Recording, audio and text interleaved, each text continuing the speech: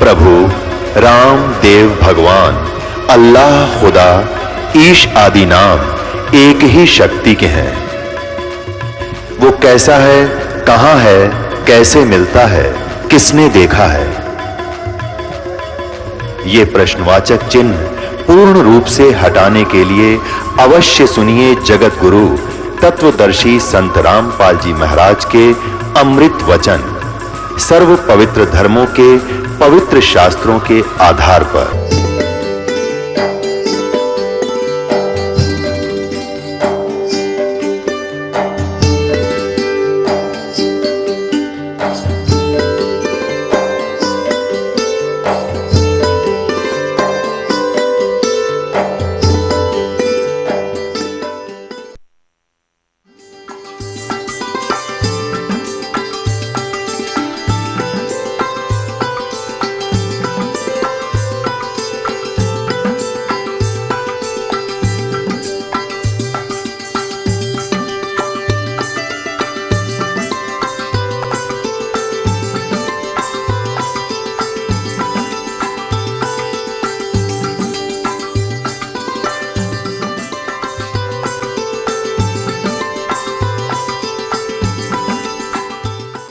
बोलो सतगुरुदेव की जय। बंदी छोड़ कबीर परमेश्वर जी की जय। बंदी छोड़ गरीबदास जी महाराज जी की जय। स्वामी राम देवानंद जी गुरु महाराज जी की जय।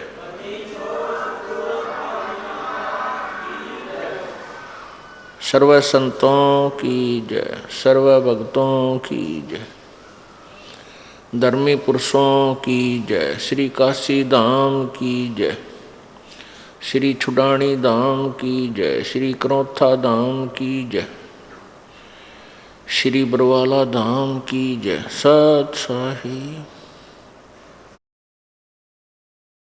गरीब नमो नमो सतपुरुष को नमस्कार। गुरु की नहीं सुर नर मुनि जन साधुआं संतों सर्वस्दी नहीं। सतगुरु साहेब संत सब डंडो तुम प्रणाम। आगे पीछे मध्य हुए तिनको जा कुर्बान। निराकार निर्विषम काल जाल वैभंजनम निर्लेपम निज निर्गुणम अकल अनुबेशोन्दनम। सोहम सुरति समाप्तम सकल समाना निर्तलय। उज्ज्वल हीरंबर हरदमम बेपरवा अथाह वार पार नहीं मज्जतम। गरीब जो सुमरै सिद्ध होई गणनायक गलताना। करो अनुग्रह सोई पारस पद परवाना। आदि गणेश मनाऊं गणनायक देवन देवा। चरण कमल लो लाऊं आदंत करूं सेवा। परम शक्ति संगीतम रिद्धि सिद्धि दाता सोई। अवगत गुण अतीतम सतपुरुष निर्मोही। जगदम्बा जगदीशम मंगल रूप मुरारी। तन मन अर्पुं शीशम भक्ति मुक्ति भंडारी। सुर नर मुनि जन ध्यावे ब्रह्मा विष्णु महेशा। शेष सहस मुख गावे पूज्य आदि गणेशा। इंद्र कुबेर सरीखा वरुण धर्म राय ध्यावे। समर्थ जीवन जी का मन इच्छा फल पावे। 33 कोटि अधारा ध्यावे शेष 88। उतरे भव जल पारा कट है यम की फांसी। 33 कोटि आधारा ध्यावे शेष 88। उतरे भव जल पारा कट है यम की फांसी। सत साहिब कर जोरूं विनती करूं। धरूं चरण पर शीश। गुरु जी राम देवानंद जी महाराज ने दियो नाम बख्शीश। कोटि कोटि सिजदा करूं कोटि कोटि प्रणाम।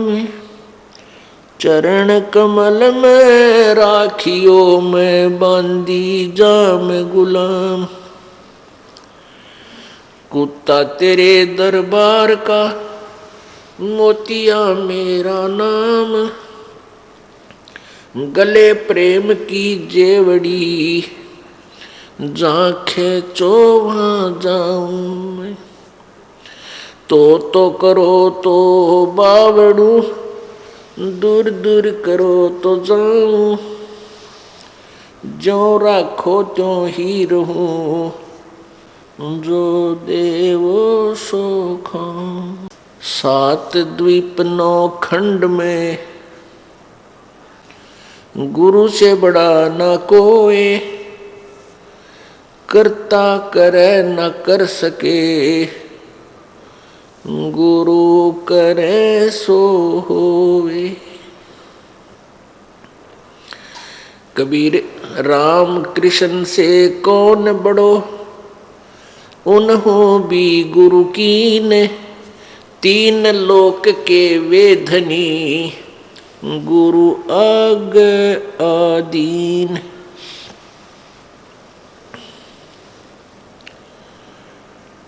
जय इब के सतगुरु मिले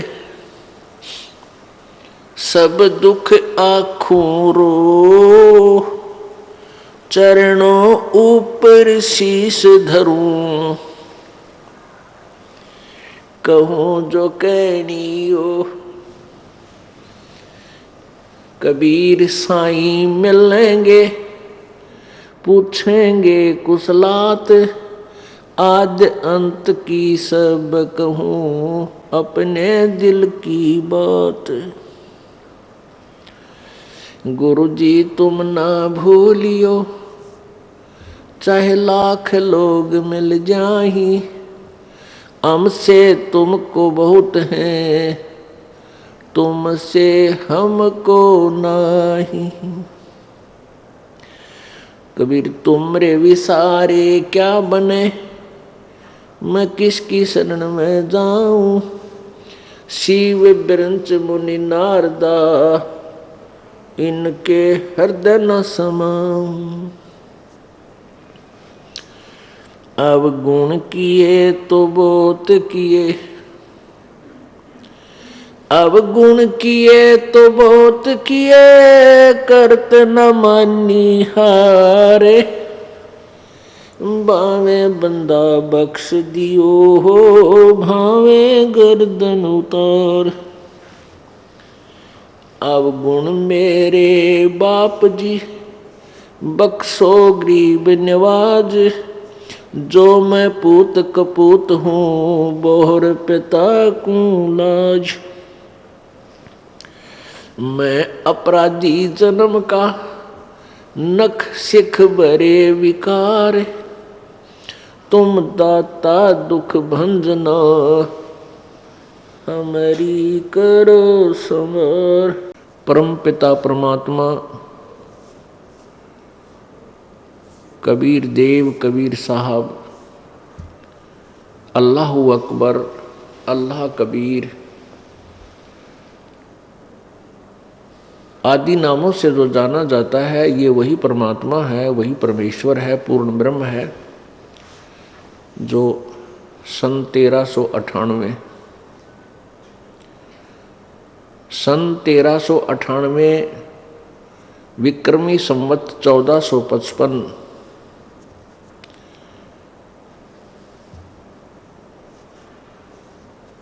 में भारत की पवित्र धरती बनारस के अंदर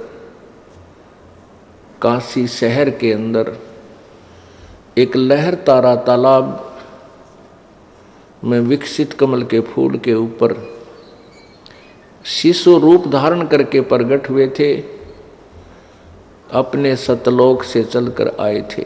उनको फिर एक नीरू नीमा नाम के जुलाहा दंपति उठाकर ले गए थे और बच्चे की तरह उनकी परवरिश की थी। वो पूर्ण परमेश्वर सर्व सृष्टि रचनहार कुल के मालिक कबीर देव, कबीर साहब लीलावत बड़े हुए, वो परमात्मा पूर्ण ब्रह्म सर्व सृष्टि रचनहार कुल के मालिक अपने सतलोक स्थान को त्याग कर वहां से गति करके, वहां से चलकर इस काल के लोक में आते हैं। उनका उद्देश्य क्या होता है? उद्देश्य परमेश्वर का ये होता है कि मैं अपनी प्यारी आत्माओं को अपने ही स्थान, अपनी ही महिमा, जहाँ से ये सभी आए हुए हैं वो स्थान याद कराऊं। अर्थात एक तत्वदर्शी संत की भूमिका करने के लिए परमेश्वर कबीर जी स्वयं ही यहाँ आते हैं और वो अपने मुखारविंद से अपनी महिमा वर्णन करते हैं, दोहों के माध्यम से, लोकोक्तियों के माध्यम से, कविताओं के द्वारा। जैसे आदरणीय धर्मदास साहिब जी ने परमेश्वर कबीर जी की अमृतवाणी को लिपिबद्ध किया। उनमें से कौन कौन से ग्रंथ हैं? कबीर सागर, पवित्र कबीर सागर, पवित्र शब्दावली कबीर परमेश्वर की, पवित्र बीजक ग्रंथ, पवित्र कबीर वाणी आदि। पुण्यात्माओं, परमेश्वर ने अपने गूढ़ रहस्य को अपनी सिंपल लैंग्वेज में, साधारण भाषा में लिपिबद्ध करवाया हुआ है कि जन साधारण आसानी से समझ सके। लेकिन उस गूढ़ ज्ञान को हम इसलिए स्वीकार नहीं कर पाए कि ये ज्ञान एक अशिक्षित अर्थात एक जुलाहे के द्वारा दिया हुआ है, और वो जुलाहा कबीर अक्षर ज्ञान युक्त नहीं था, अर्थात वो पढ़े नहीं थे। ये धारणा फैला रखी थी किन्होंने? उन नकली ऋषियों ने, गुरुओं ने, जो केवल एक संस्कृत भाषा के पढ़े हुए थे, शिक्षित थे। और हमारे सभी ग्रंथ, पवित्र चारों वेद, पवित्र श्रीमद् भगवत गीता जी, पवित्र 18 पुराण आदि आदि जो ग्रंथ हैं, जिनको हम सदग्रंथ मानते हैं, वो सभी संस्कृत भाषा में लिपिबद्ध थे। जन साधारण शिक्षित नहीं था, केवल एक वर्ग जिसको ब्राह्मण कहते थे वो ही पढ़ने के अधिकारी होते थे। उन्हीं को संस्कृत पढ़ना अलाउड था, अन्य किसी को नहीं। ये प्रतिबंध था पहले। इसी के उपलक्ष्य में एक कथा है कि एक यहाँ हरियाणा के अंदर एक कड़ौली गांव है, खरखोदा के पास, जिला सोनीपत में कड़ौली गांव। उस कड़ौली गांव का एक किसान का लड़का, जाट का लड़का, निश्चल दास, उसके मन में प्रेरणा हुई कि अभी हमारे सदग्रंथ जो हैं संस्कृत भाषा में लिखे हुए हैं, और ये हमारे गुरु लोग जो ब्राह्मण लोग हैं, कोई भगवान की महिमा किसी प्रकार सुनाता है, कोई किसी प्रकार सुनाता है, तो क्यों ना मैं संस्कृत पढ़ूं और इन सदग्रंथों को यथार्थ समझकर जनता को बताऊं। ये जो नकली गुरु हैं, ब्राह्मण जो उस समय के गुरु जी थे, वो केवल स्वार्थवश ही शिक्षा ग्रहण करते थे। काशी विद्यापीठ में पढ़ने जाते थे और वहाँ से जो शिक्षा ग्रहण करके आता था उसकी वैल्यू ज़्यादा हो जाती थी। सभी लोग उसी से पाठ सत्संग आदि कराते थे और अधिक वो दक्षिणा ग्रहण करके सेठ बनता था। उन लोगों का यही उद्देश्य था, केवल पैसा प्राप्ति, शिक्षा का उद्देश्य यही था। उन ग्रंथों से कोई लेना देना नहीं था। तो निश्चल दास ने ये विचार किया, यदि मैं डायरेक्ट बताऊंगा कि मैं किसान का लड़का हूं, मेरे को प्रवेश प्राप्त नहीं होगा। उसने क्या किया, क्योंकि काशी विद्यापीठ के अंदर एक नियम था कि केवल ब्राह्मण ही वहाँ शिक्षा ग्रहण कर सकते हैं, वही प्रवेश पा सकते हैं, और उनका एक प्रमाण पत्र गांव से लिखवाया जाता है कि ये इस जाति का है, तो उस प्रमाण पत्र के आधार से वहाँ प्रवेश मिलता था। तो निश्चल दास जी ने अपने गांव के नंबरदार से और लिखवा लिया कि ये ब्राह्मण जाति से संबंध रखता है, प्रवेश पा लिया, अच्छी तरह शिक्षा ग्रहण करी, और वो प्रत्येक वर्ष प्रतिवर्ष सबसे उत्तम श्रेणी से पास होता रहा, सफल हुआ। जब उसने अपनी शिक्षा पूरी कर ली तो तब उसका वापसी हुई, तो वहाँ के जो प्राचार्य थे, मुख्य प्राचार्य, हेड मास्टर, प्रिंसिपल, उनकी कन्या विवाह के योग्य हो चुकी थी, और उस प्रिंसिपल ने सोचा कि ये होनहार बालक है, बहुत तेज माइंड का है, और ये आगे जाके बहुत धन कमावेगा अक्षेत्र में जाकर, क्यों ना अपनी पुत्री का विवाह इस बच्चे से कर दूं। जब उस निश्चल दास ने कहा कि गुरुदेव आशीर्वाद दो, आपका बच्चा सफल हुआ अपने कार्य में, मेरी विद्या पूर्ण हुई आपकी कृपा से, तो उसने कहा कि बेटा कोई गुरु दक्षिणा नहीं देगा क्या? निश्चल दास ने कहा कि जो आज्ञा महाराज, मुझ गरीब के पास देने को कुछ है नहीं, आप आदेश दो। तो उसने कहा कि तू वचनबद्ध हो। प्रिंसिपल ने कहा वचनबद्ध हो, मैं जो मांगू तो मुझे देगा। वचनबद्ध हुआ तो क्या कहा प्रिंसिपल ने कि आप मेरी पुत्री के साथ विवाह कर लो। अब वो फंस गया धर्म संकट में कि ये ब्राह्मण और मैं जाट, और जब पता चलेगा तो ब्राह्मण लोग बहुत उत्पात कर देंगे। तो फिर उसने सच्ची बतानी पड़ी कि गुरुदेव मेरी ऐसी प्रेरणा थी, मैं चाहता हूँ कि इन सदग्रंथों को पढ़ूँ संस्कृत में, और मेरा उद्देश्य है कि मैं सच्चाई से परिचित कराऊँ समाज को, मेरा कोई धन उद्देश्य कमाना उद्देश्य नहीं है। और गुरुदेव मैं ब्राह्मण नहीं हूँ, मैं ऐसे ऐसे किसान परिवार से हूँ, और मैंने शिक्षा ग्रहण के लिए ये प्रमाण पत्र झूठा दिया है। फिर वो गुरुदेव नाराज हो गए, उनको फिर कहा कि इस वर में एक और बात सुन ले, ये भी वरदान वचन दे कि तू आगे से संस्कृत भाषा में को नहीं पढ़ेगा, न उसमें कोई लेख लिखेगा, संस्कृत भाषा में बोलेगा भी नहीं,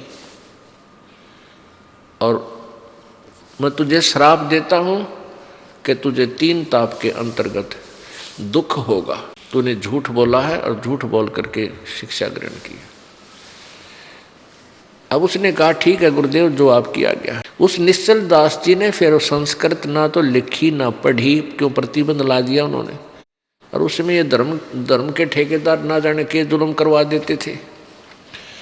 तो पुण्यात्माओं, ऐसे ये बिजली गिरी रही, अभी तक ये अज्ञान फैला रहा। हम सदग्रंथों को नहीं समझ सके, और जिनको हम जो समझते थे कि ये सदग्रंथों को जानते हैं, ये सदग्रंथों को पढ़ते हैं क्योंकि ये संस्कृत भाषा जानते हैं, उनको सदग्रंथों का ज्ञान नहीं था, ABC क भी नहीं जानते थे। तो परमेश्वर कबीर जी के विषय में फैलाई गई धारणाएं उन अज्ञानी गुरुओं, ऋषियों, मंडलेश्वरों, महंतों के द्वारा कि ये अशिक्षित है, इसको संस्कृत भाषा नहीं आती है, ये ऊट पटांग भाषा बनाकर दुनिया को भ्रमित कर रहा है, ये इसका ज्ञान सही नहीं है। अब ये विश्वास हो जाना, ये बात हृदय में जच जाना स्वाभाविक था कि कबीर परमेश्वर जी संस्कृत भाषा पढ़े नहीं हैं। परमात्मा कबीर जी प्रत्येक भाषा के विद्वान थे, क्योंकि परमात्मा अंतर्यामी होते हैं और वो आत्मा के जीव जंतुओं की भी भाषा समझते हैं। और ये अज्ञानी अनाड़ी ऋषि कहते थे वो संस्कृत नहीं समझते, तो जिस कारण से अभी तक ये अज्ञान फैला रहा। पुण्यात्माओं, परमेश्वर कबीर जी कहा करते थे कि मैं सतलोक से चलकर आया हूँ, और मैंने ही सारे ब्रह्मांडों की रचना की है, मैं पूर्ण परमात्मा हूँ। लेकिन इस बात को कोई नहीं मानने को तैयार होता था, और बल्कि ये कहते थे कि ये अभिमानी व्यक्ति है, अपने आप को भगवान कहता है। एक जुलाहे का बालक, एक शूद्र जाति वाला अपने आप को परमात्मा कहता। देखो रे लोगों, देखो देखो कैसा कैसा झूठा कपटी व्यक्ति। परमात्मा कहते हैं साच कहूं तो जग नहीं माने, और झूठा जगपति आई हो।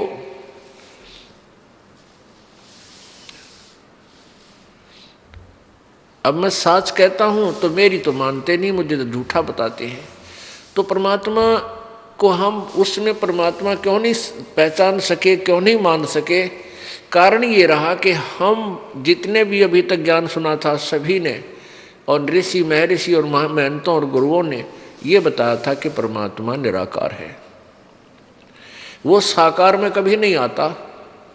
जिस कारण से हम भ्रमित रहे कि परमात्मा निराकार है, और जो अपने आप को भगवान कहता वो झूठा व्यक्ति है।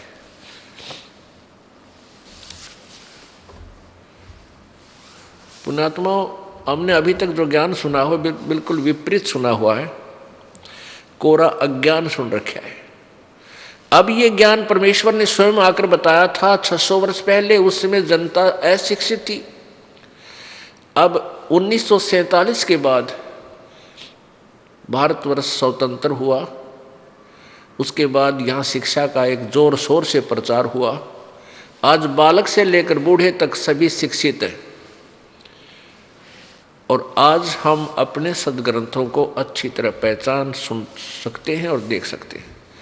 उस समय जनता अशिक्षित थी, परमात्मा के इस अनमोल ज्ञान को हम स्वयं नहीं देख सके, जिस कारण से हम उन अज्ञानी संतों, ऋषियों, महंतों की बातों पर विश्वास करके अपने भगवान को पहचान नहीं सके। परमेश्वर कबीर जी कहते थे कि वेद मेरा भेद है, मैं ना वेदन के माही, और जौन वेद से मैं मिलूं ये वेद जानते नहीं। वेद, चारों वेद, ऋग्वेद, यजुर्वेद, सामवेद और अथर्ववेद, ये 4 वेद सुप्रसिद्ध हैं। लेकिन परमात्मा ने जो 5वां वेद अपने मुखारविंद से, अपने मुख कमल से उच्चारित किया है, वो 5वां वेद है, वो तत्व ज्ञान है। परमात्मा परमेश्वर कबीर जी कहा करते थे कि जौन वेद से मैं मिलूं वो ये 4 वेद जानते ना। जिस वेद से, जिस ज्ञान से, जिस विधि से मेरी प्राप्ति होगी वो इन 4 वेदों में वर्णित नहीं है। अपने आत्माओं, 4 वेद गवाही दे रहे हैं, 4 वेद गवाही दे रहे हैं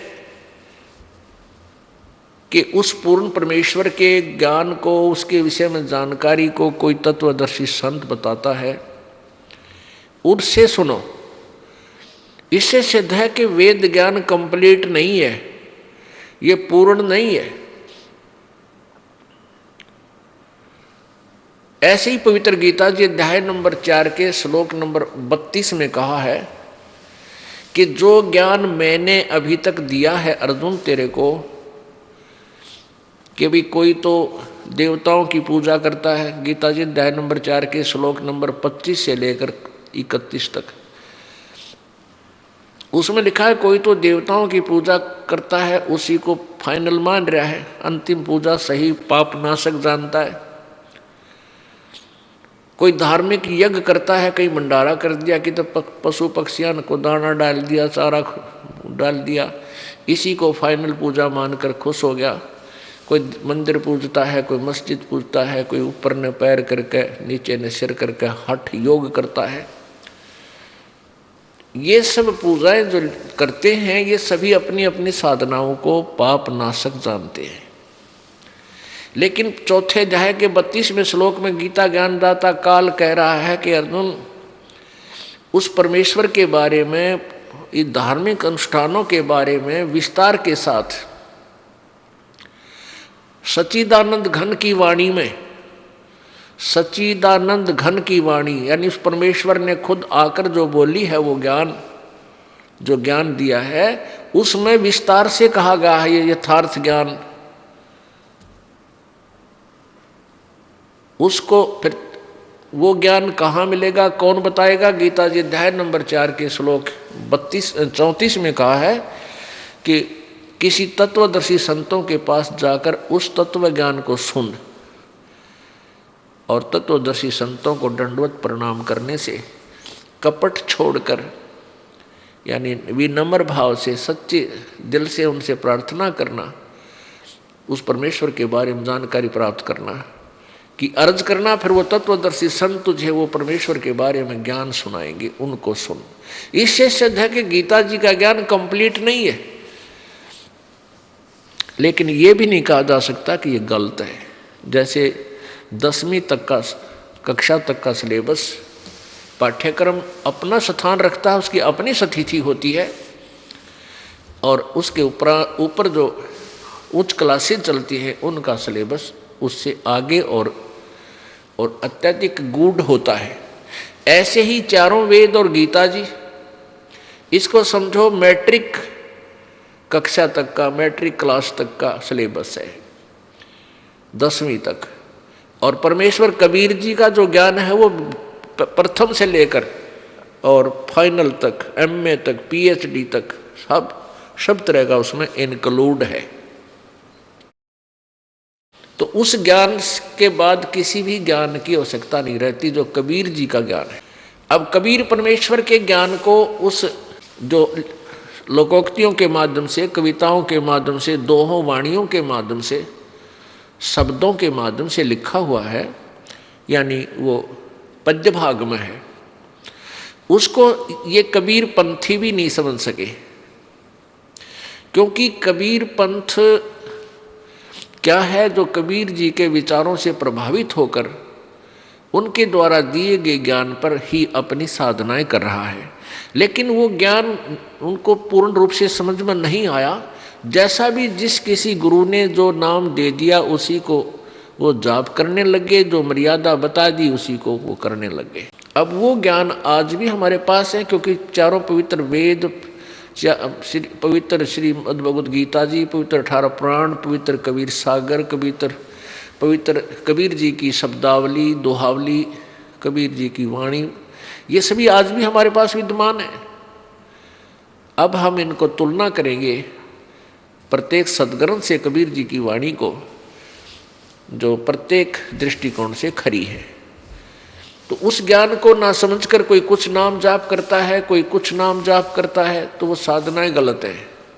जैसे हमने आम के पेड़ के स्थान पर बबुल का बीज बीज के और उसकी पूजा कर रहे हैं, उसकी सेवा कर रहे हैं, सिंचाई कर रहे हैं, उसकी सुरक्षा के लिए चारों तरफ प्रोटेक्शन कर रखा है, और हम कह रहे हैं कि हम आम बीज रखा है, तो वो कोई जानकार व्यक्ति आकर कहे कि ये तुम्हारा आम का पौधा नहीं है, तो उसने सावधान होना चाहिए, कारण पूछना चाहिए किस कारण से आप कह रहे हो कि आम का नहीं है। फिर वो क्या करेगा? आपको आम का पौधा दिखाएगा, ये देखो ऐसा होता है, और ये पेड़ है आम का, देखो इसको आम लगे हैं, तो तब हमें भिन्नता का पता लगेगा। ऐसे ही जो पूजाएं आप कर रहे हो कोई कबीर पंथ में, कबीर पंथ एक आम का पौधा समझो, कबीर जी का पंथ आम का पेड़ है, और उसमें उस पंथ को आम का पेड़ ना बो करके अन्य जो साधना आप कर रहे हो, अर्थात कबीर जी के अकॉर्डिंग परमेश्वर जी ने बताया था जो मंत्र जाप, उसको त्याग कर और कोई और साधना कर रहा है, कहता मैं कबीर पंथी, तो वो आम के पौधे के धोखे में और किक्कर बबूल का बीज बोए बैठा है। तो ये दास का उद्देश्य है कि उनको ये समझाऊं कि ये आपकी साधना ये ठीक नहीं है, ये कबीर जी के पंथ वाली नहीं है, ये आम का पेड़ नहीं है, ये बबूल का पेड़ है। भिन्नता करके दिखाएगा ये दास, आपको 5 दिन में यही निर्णय देगा। सदग्रंथों के आपको आपके रूबरू करेगा, आपके प्रत्यक्ष करेगा, आंखों दिखाएगा कि ऐसा आम का पौधा होता है, आपका ऐसा पौधा है, ये बबूल है। फिर आपको पता लगेगा कि सचमुच हम गलत साधना कर रहे हैं।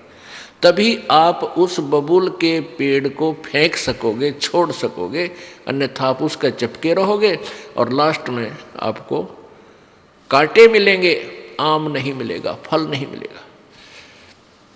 अर्थात आप काल के जाल में ही रह जाओगे। दास का उद्देश्य वही उद्देश्य है जो परमेश्वर का उद्देश्य था। परमेश्वर कबीर जी ने 600 वर्ष पहले आकर यही धाड़े भरे थे, यही जन जन को जाकर समझाया था। दुनिया ने उनको भुंडा कहा, गुंडा कहा, बदमाश कहा, ये झूठा कहा, लेकिन वो परमात्मा थे। अपने बच्चों के लिए भटक रहे थे कि मेरे बच्चे किसी प्रकार मुझे पहचाने और काल के जाल से निकलकर सतलोक चले। काल भगवान ने बहुत भयंकर जाल फैलाया है। परमेश्वर जब जोगजीत नाम से आए थे और काल के साथ उनका वाद विवाद हुआ था,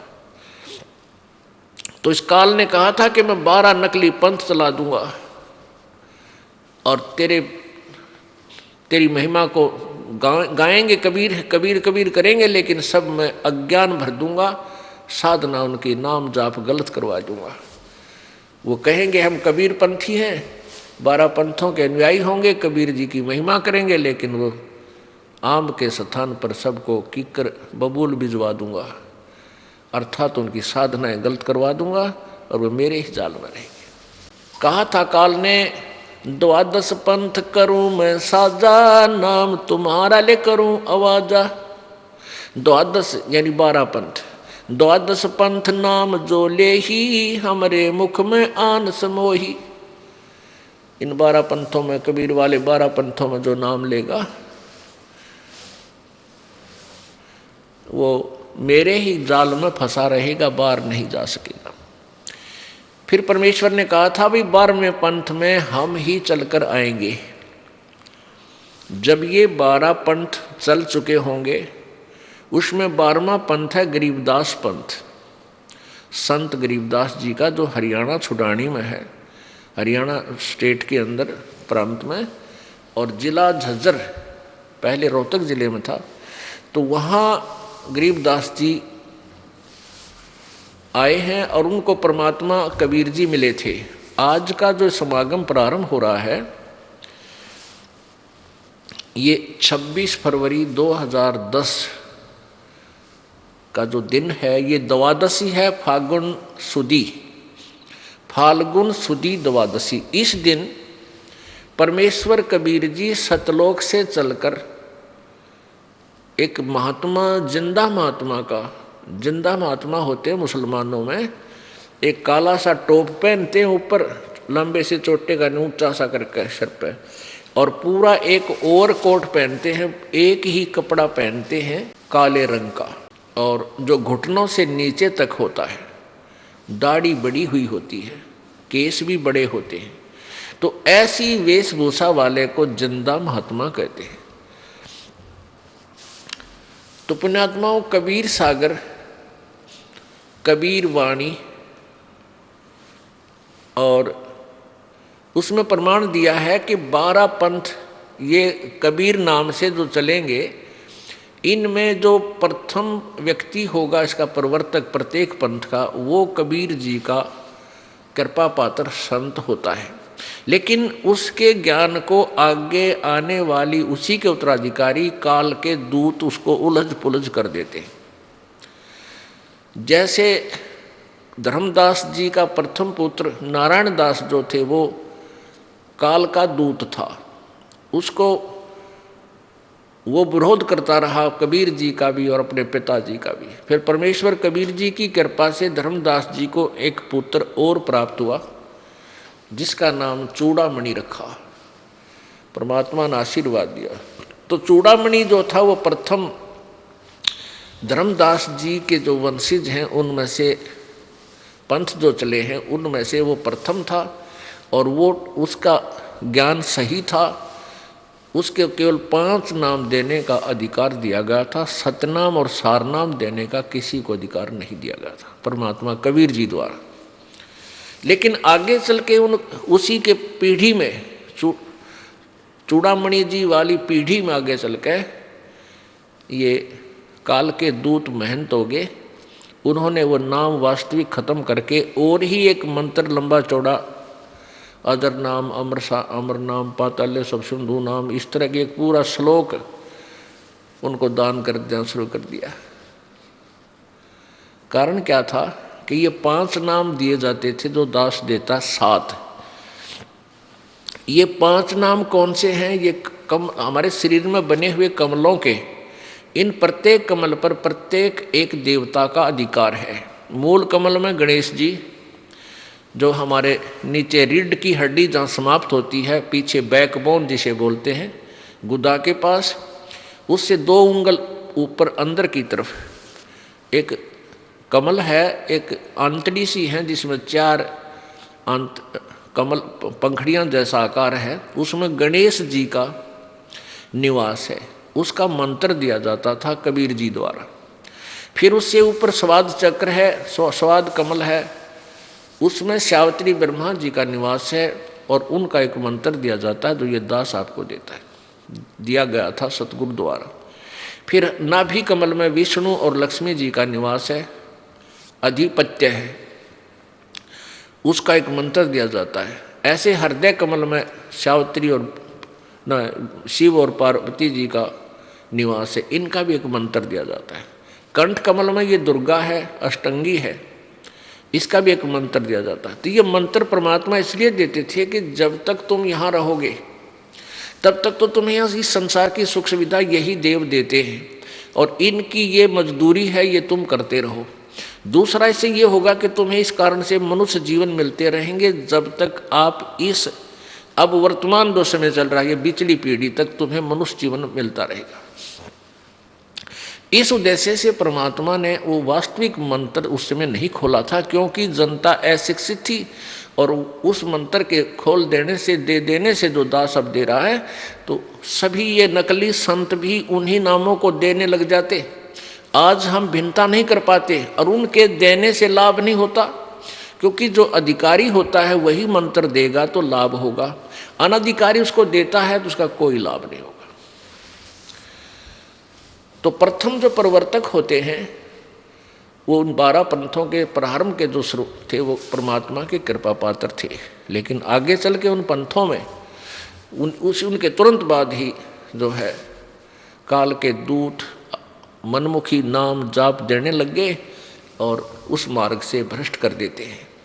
तो इसलिए परमात्मा ने कहा था 12वां पंथ जो गरीबदास पंथ होगा वो चल चुका होगा और बिचली पीढ़ी प्रारंभ होगी। उस समय हम ही आएंगे, उस 12वें पंथ में आगे चल के हम ही आएंगे और इस ज्ञान के आधार से सभी पंथों को खत्म कर देंगे और केवल एक पंथ चलाएंगे जो परमेश्वर पंथ होगा, जो अब प्रारंभ हो चुका है।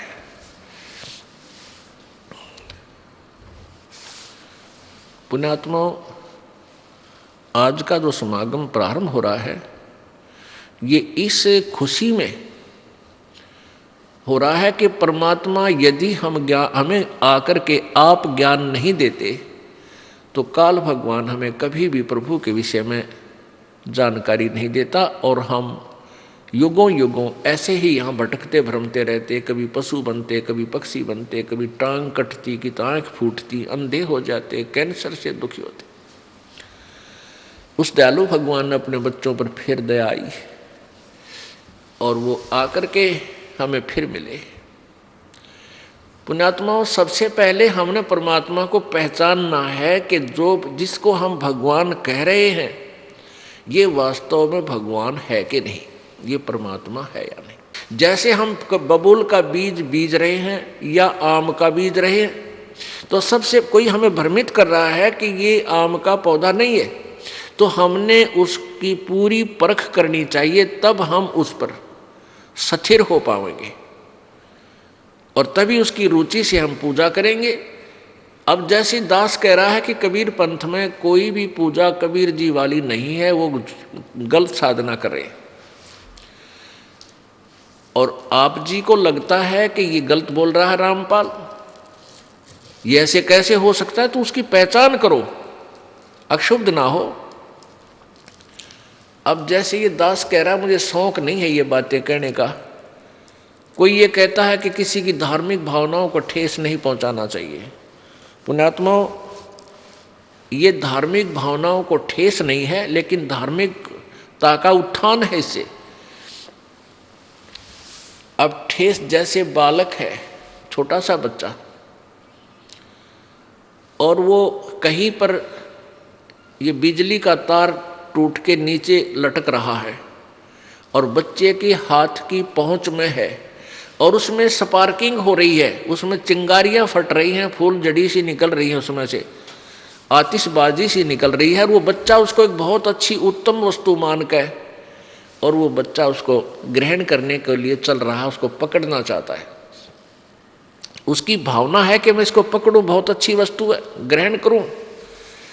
और किसी भाई बहन माता पिता जो बुद्धिमान हैं, उन्होंने जब देख लिया कि ये बालक अपनी मृत्यु को आमंत्रित कर रहा है, तो दौड़कर उसको पकड़ लेते हैं, उठा लाते हैं। जिस वस्तु की उसको भावना थी कि मैं इसको ग्रहण करूं, वो उसकी जानलेवा थी, उसकी भावना को ठेस पहुंचाना उसके जीवन की रक्षा थी, वो अवश्य करनी चाहिए थी, और की उन्होंने। ऐसे ही ये दास कर रहा है कि यदि आपकी धार्मिक भावना है और आप भगवान के स्थान पर और काल की पूजा कर रहे हो और उस तार को पकड़ना चाह रहे हो, तो दास आपको आगाह कर रहा है कि जो साधना तुम कर रहे हो ये उचित नहीं है। तो चाहे आपकी फिर धार्मिक भावना को ठेस लगे या ना लगे, वो लगानी आवश्यक है आपकी जीवन रक्षा के लिए। आज का ये शुभ समागम इसी उपलक्ष्य में है कि हम परमात्मा की पहचान आपको बताएं। आपको अभी भगवान की परिभाषा का भी ज्ञान नहीं है, आप परमात्मा का नाम सुना है, उसका ABC का भी ज्ञान आपको नहीं है पूरे विश्व में। अब कुछ भक्ति भक्तजन श्रद्धालु समझते हैं कि ये रामपाल अपने आप को विद्वान समझता है, अभिमानी व्यक्ति है। नहीं, अभिमान का तो इस दास के आसपास भी कोई नामो निशान नहीं है। मैं तो कुत्ता हूँ उस परमेश्वर का, और आप धनियों के लिए भौंक रहा हूँ, आपको जगा रहा हूँ कि आप अपना धन बर्बाद कर रहे हो, चोरी हो रही है, आपका जीवन नष्ट हो रहा है। और जो पुण्यात्मा होंगी वो जाग जाएंगी और अपना धन संभाल लेंगी। लेकिन ये सच्चाई है।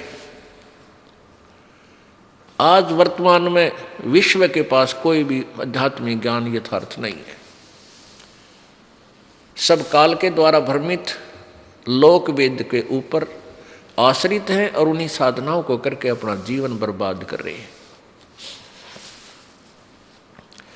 ये कहने से नहीं, आपको प्रत्यक्ष करके दिखाएगा ये दास इन 5 दिन के समागम में।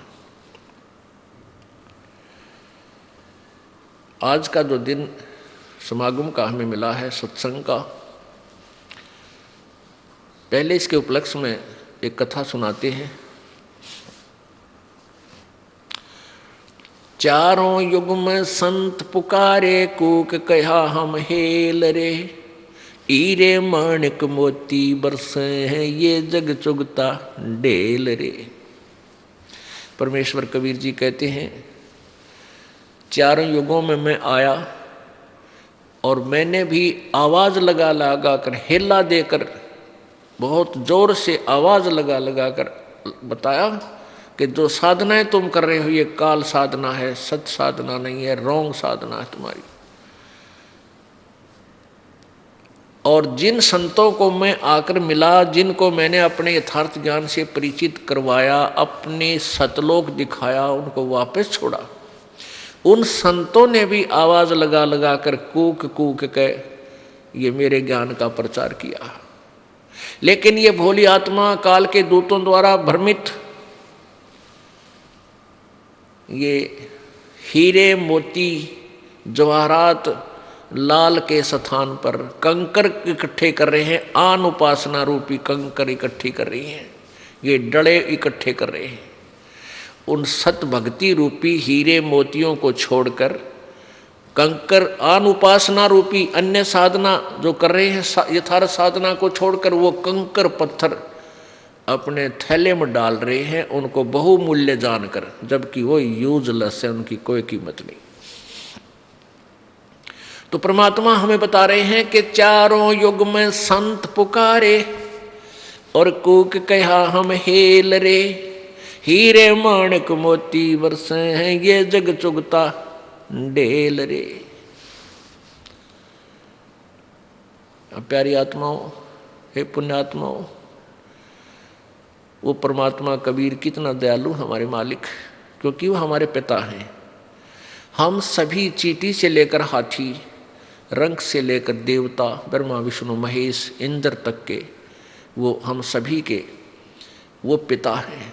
और अपनी संतान का अपने ही माता पिता को दुख होता है यदि वो कहीं दुखी होते हैं।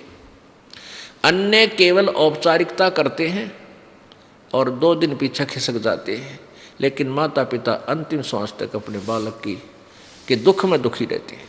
तो हम सभी कबीर जी की आत्मा हैं और काल ने हमें यह भ्रमित करके मिसयूज कर लिया। किसी को देवता अपनी ही उन्हीं की साधना तपस्या आदि करवा के किसी को देव बना दिया, किसी को महादेव बना दिया, किसी को इंद्र की पदवी दे दी, और एक दूसरे के साथ हमें आपस में यही उलझा रखा है।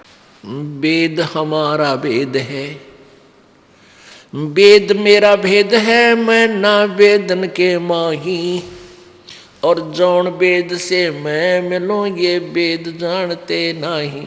ये चारों वेद परमेश्वर कबीर जी का ही जानकारी दे रहे हैं। परमेश्वर ने कहा था कबीर जी ने कि ये चारों वेद मेरी महिमा का गुणगान करते हैं, मेरी महिमा बता रहे हैं, लेकिन मैं इन चारों वेदों, पवित्र चारों वेदों, ऋग्वेद, सामवेद, अथर्ववेद और ये यजुर्वेद, इनमें मेरी महिमा तो है कि कोई परमात्मा है, वो ऐसी लीलाएं करता है, जो पृथ्वी पर भी आता है, वो सतलोक में रहता है, रितधाम में रहता है, और यहाँ अपने श्रेष्ठ भक्तों को, विशेष आत्माओं को, जो दृढ़ भक्त होते उनको आकर मिलता है और अपने यथार्थ ज्ञान से परिचित कराता है। ये वेदों में लिखा है और वो कबीर देव है, वो कबीर प्रभु है।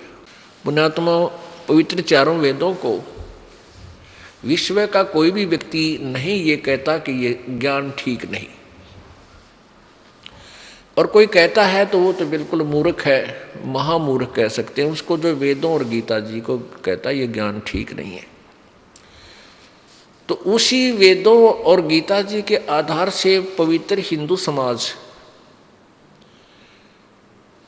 अपनी साधनाओं को कर रहा है और अपने धर्म के मुख्य इन्हीं ग्रंथों को मानते हैं, जैसे पवित्र गीत, श्रीमद् भगवद गीता जी, पवित्र चारों वेद, पवित्र 18 पुराण। अब वो क्या बता रहे हैं और हमारे को क्या लोकवेद सुनाएगा, ये जब हम आंखों देखेंगे स्वयं, तभी हम पहचान पाएंगे भगवान को। अभी तक इन झूठे गुरुओं ने, नकली महंतों और ऋषियों ने हमारे को भ्रमित कर रखा, लोक वेद सुना रखा, जो शास्त्र के विरुद्ध ज्ञान है उस पर आधारित किया हुआ है। अब सबसे पहले आपको ये दिखाते हैं कि वेदों में लिखा है कि वो परमात्मा अपने सतलोक से चलकर यहाँ आता है, अपनी प्यारी आत्माओं को मिलता है, उनको ज्ञान देता है, यथार्थ ज्ञान समझा कर फिर वो उन प्यारी आत्माओं को सतलोक ले जाता है, अपने यथार्थ स्थान पर ले जाता है जहाँ से ये आत्माएं आकर यहाँ फंसी हैं। आप पुण्यात्माओं, आपका सभी का आगमन सतलोक से हुआ है और वहाँ पर आपके जो स्थान हैं, जो यहाँ के इंद्र के पास भी इतनी संपत्ति, स्थान और सुविधा नहीं है जो आप छोड़ आए अपनी अज्ञानता में, वो आज भी आपके वहाँ सुरक्षित रखे हैं और आप उस स्थान को छोड़कर यहाँ इस गंदे स्थान में आ गए और यहाँ काल ने आपको अपने जाल में फंसा लिया और आपको यथार्थ भगवान से, परमात्मा की यथार्थ ज्ञान से, महिमा से अपरिचित रखा हुआ है। उसका उद्देश्य यह है कि यदि इनको ज्ञान हो गया कि परमात्मा कोई और है और कहीं इससे अधिक भी सुख है, तो ये सभी उधर प्रेरित होकर भाग ना जाएं और तेरा ब्रह्मांड सूना ना हो जाए। इसलिए भगवान स्वयं आते हैं, अपने यथार्थ ज्ञान को समझाते हैं, और जो पुण्य आत्मा होती हैं वो भगवान की इस महिमा को समझकर शीघ्र यहाँ से निकलने का प्रयत्न प्रारंभ कर देते हैं। आपको दिखाते हैं ऋग्वेद मंडल नंबर 9 के सूक्त नंबर 86 और मंत्र नंबर 26 तथा 27, और इसके पश्चात दिखाएंगे ऋग्वेद मंडल नंबर 9 के सूक्त नंबर 82 और मंत्र 1, 2, 3, और फिर दिखाएंगे ऋग्वेद मंडल नंबर 9 सूक्त नंबर 96 के मंत्र नंबर 16 से लेकर 20 तक, और फिर दिखाएंगे पवित्र यजुर्वेद अध्याय नंबर 5 के श्लोक नंबर 32 में स्पष्ट लिखा है कि कबीर अंगारी असी, बम्भारी असी, सवर ज्योति रतधामा असी। वो कबीर परमात्मा बंधनों का शत्रु है, बंदी छोड़ कहा जाता है, और वो सतलोक में रहता है।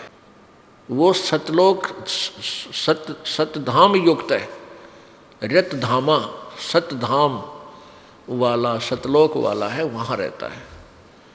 इसी प्रकार ये पहले जो ऋग्वेद के जो आपको रेफरेंस बताया है, इसमें भी यही स्पष्ट किया है कि वो परमात्मा सतलोक में रहता है, एक स्थान पर रहता है, वहाँ से चलकर आता है।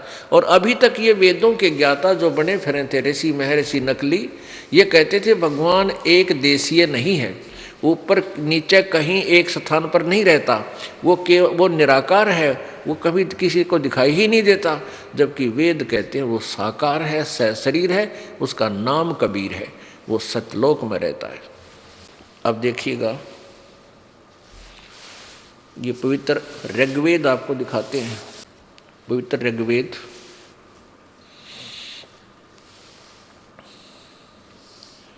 मंडल 9-10, ये महर्षि दानंद सरस्वती द्वारा अनुवादित नहीं है, इन्होंने वैसे इनकी छाप लगा देते हैं ये आर्य समाज वाले कि ताकि ये बिक जाए। बाकी ये अनुवाद किसी और का किया हुआ है, फिर भी हम इन्हीं के अनुवाद द्वारा आपको बहुत कुछ रास्ता देंगे। इसमें लिखा है, प्रकाशक हैं सार्वदेशीय कार्य प्रतिनिधि सभा, महर्षि दानंद भवन, रामलीला मैदान, नई दिल्ली। इन्होंने लिखा है ऋग्वेद आर्य भाषा भाष्य महर्षि दानंद सरस्वती कृत। ये गलत लिखा इन्होंने, अनुवादित किसी और ने किया है। मुद्रक है Prince offsets printers 1510 Pataudi house Daryaganj नई दिल्ली से। ये किसका अनुवादित है? ये 9 और 10 मंडल, ये थोड़ा प्रमाण देना पड़ेगा क्योंकि हमने यहाँ इसका विवेचन कर दिया कि ये महर्षि द्वारा अनुवादित नहीं है। ये क्लियर करता है, ये आर्य समाज का है एक आचार्य, इसका क्लियर करता है। ऋग्वेद भाष्यम महर्षि दानंद सरस्वती द्वारा केवल ऋग्वेद के मंडल 1 से 6 तक अनुवाद किया है। ये दूसरा जो 7 से लेकर 10, जिसमें 9-10 आ लिए, तो ये श्रीपाद दामोदर सातवलेकर नामक कोई आचार्य है, उसका अनुवादित है। इन्होंने इसके द्वारा किए गए अनुवाद को भी महर्षि दानंद की फीत लगा दी, मोहर लगा दी, ताकि ये बिकता रहे। फिर भी हम अपना उद्देश्य, हम केवल अपने उद्देश्य के लिए ये देखना चाहते हैं इसमें लिखा क्या है। अब फिर देखिएगा ऋग्वेद वही है, ये जो आपको दिखाया था इन्होंने गलत, इस पर केवल यहाँ मोहर गलत ला रखी है। प्रकाशक ठीक है, प्रकाशक है सार्वदेश आर्य प्रतिनिधि सभा, महर्षि दानंद भवन, रामलीला मैदान, नई दिल्ली। यहाँ इन्होंने गलत लिखा है कि 9-10 मंडल का अनुवाद करता महर्षि दानंद है, ये नहीं थे, ये तो सातवलेकर आचार्य हैं। इसी में हम आगे आपको दिखाते हैं ऋग्वेद मंडल नंबर 9 सूक्त नंबर 86, उसके बाद दिखाएंगे सूक्त नंबर 82। ऋग्वेद मंडल नंबर 9 सूक्त नंबर 86 86 26 मंत्र। इसमें लिखा है कि यज्ञ करने वाले यजमान के लिए, यज्ञ करने वाले यजमानों के लिए यानी भक्तों के लिए, यज्ञ माने धार्मिक अनुष्ठान, धार्मिक अनुष्ठान करने वाले यजमानों माने भक्तों के लिए परमात्मा सब रास्तों को सुगम करता हुआ, अर्थात उनके सब रास्ते खोल देता है जो भक्ति बाधक होते हैं, उनके विघ्नों को यानी संकटों को मर्दन करता है, नाश कर देता है, संकट विनाश कर देता है, नष्ट कर देता है, और सबको पवित्र करता हुआ और अपने रूप को सरल करता हुआ, यानी अपने वास्तविक रूप जिसमें एक रोमकूप करोड़ सूर्य करोड़ चंद्रमा मिला दी इतनी रोशनी है, उसको हल्का तेज पुंज का रूप बना करके अपने रूप को सरल करता हुआ यानी साधारण सामान्य सा रूप बनाकर वह कांति में परमात्मा, इन्होंने कबीर शब्द का, कबीर ये देखो ऊपर लिखा है ये कबीर, हम इसको कबीर बोलने लगे, कबीर कबीर, तो कबीर से ये इन्होंने इस कबीर का अर्थ कर दिया, दो अपसर्ग लगा दी, इसका सर्वज्ञ कर दिया, जबकि यहाँ लिखना था वो कबीर परमात्मा विद्युत के समान यानी बिजली की तरह अचानक बहुत तीव्र गति से क्रीड़ा करता हुआ वर्णीय पुरुषों को प्राप्त होता है। वर्णीय यानी श्रेष्ठ, अच्छे भक्तों को, अच्छे व्यक्तियों को, पुण्य आत्माओं को प्राप्त होता है, मिलता है। अब जिन्होंने ये कबीर शब्द लिखा ना, कबीर, इसका थोड़ा सा विश्लेषण करेंगे। जैसे ये यजुर्वेद है, ये एक पुस्तक है, ये एक बुक है अध्यात्म ज्ञान की, यजुर्वेद, इसका नाम लिखा गया है यजुर्वेद, और ये ऊपर रह लगा है, ये नीचे अपसर्ग लगाकर भी इसको संधि छेद किया जा सकता है। यजु लिख के अलग से दो बिंदी लगा दी जाती हैं। तो जैसे कबीर को, कबीर देव को इन्होंने क्या किया है, कवि शब्द को संधि छेद कर दिया कबीर देव को, और कवि शब्द के आगे दो अपसर्ग लगा दी रे के स्थान पर, आधा रे होता है, तो उसका इन्होंने कवि लिख दिया और कवि बना करके उसका अर्थ कर दिया सर्वज्ञ। अब यदि ये यजुर्वेद है, इसको हम संधि छेद कर दें, कहीं पर ये महिमा गाई जा रही हो इस यजुर्वेद की, तो हम इसका संधि छेद कर दें यजु प्लस में वेद, और कहीं यजुर्वेद ना लिखा हो, केवल यजुर लिखा हो, और उसका भी हम अर्थ कर दें यजु माने, यजु का अर्थ होता है यज्ञ स्तुतियाँ, हम यजु का अर्थ लिख दें यज्ञ स्तुतियाँ, और ये लिखे नहीं वहाँ पर कि ये यजुर्वेद है, क्योंकि जिसकी महिमा गाई जा रही है यजुर्वेद की, और उसका अर्थ कर दे यज्ञ स्तुतियाँ, और ये लिखे नहीं कि ये यजुर्वेद में लिखा है, यजुर्वेद की महिमा गाई जा रही है, तो उस यजुर्वेद को कैसे प्राप्त करेंगे, कैसे पहचानेंगे कि वो कोई बुक है? तो वहाँ लिखना पड़ेगा कि ये यजु जो शब्द है उस पुस्तक के लिए है जो यजुर्वेद है। ऐसे ही इन्होंने कवि शब्द का अर्थ कर दिया सर्वज्ञ। यहाँ लिखना चाहिए था ये वो परमात्मा है जो सारी सृष्टि का रचनहार है, ये कबीर देव है।